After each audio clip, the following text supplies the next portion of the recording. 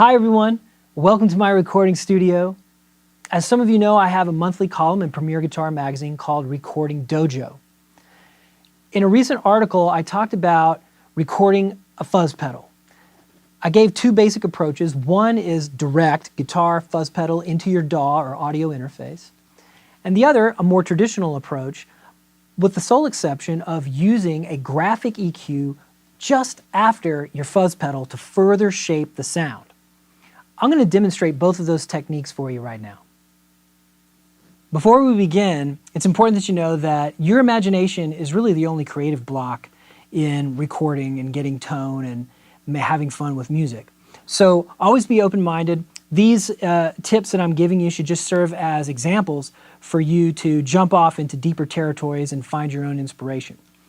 This first type of tone that we're going to be talking about, which is the direct approach, tip 1 in the article, was really made popular by John Lennon recording Revolution with the Beatles, right? So this is the sound of a guitar plugged directly into a recording console, an EMI recording console, and then saturating the mic pre.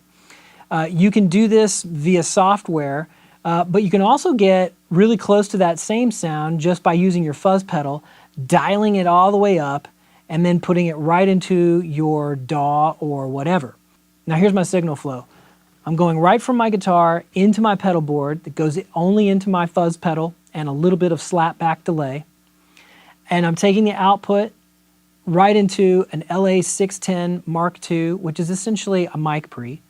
And I'm bringing that into UAD's Luna. So it couldn't be simpler. Let's hear how this sounds.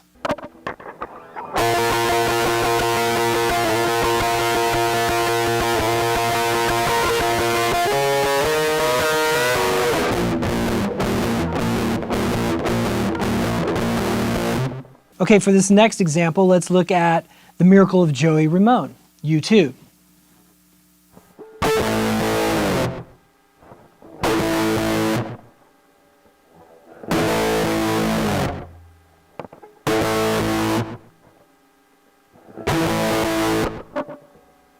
Okay, now this example is going to be the same approach, except we're going to go from the guitar to the pedal board, out of the pedal board, into the amp.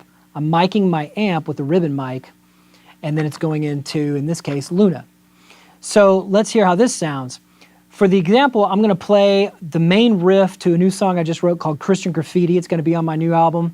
It's not even mastered yet, but I'm going to give you the link to it at the bottom so you can at least check it out and hear how things sound. Here we go.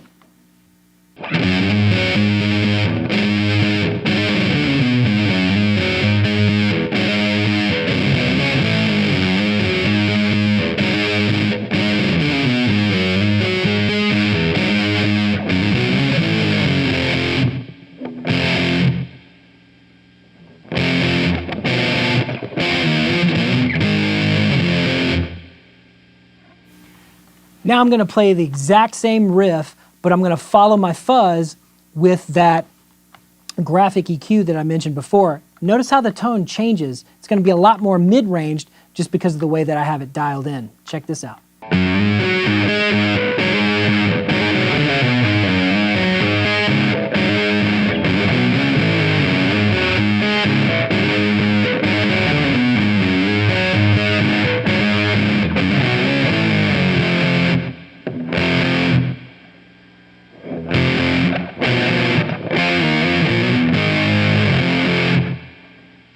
So hopefully you get a better idea of how to use a graphic EQ to further shape the sound of your fuzz, which most of the time you can't do at all. It's just a matter of how much fuzz or how little you want. Or they may have a tone knob, but it's a really broadband sweep. You may find some sweet spot that you like, but you're like, if I could only get rid of that 1 or 2 frequencies, it'd be a perfect fuzz tone. So having the graphic EQ in your signal chain gives you a lot more options. It can also make you sound like you're playing through different amps, different guitars. Even if you only come to the gig or the show with one guitar, by slightly adjusting those bands on the EQ, you can fool people into thinking you're playing a Les Paul when you're really playing a Strat, and so on and so forth. So until next time, take care, be safe, I'll see you soon.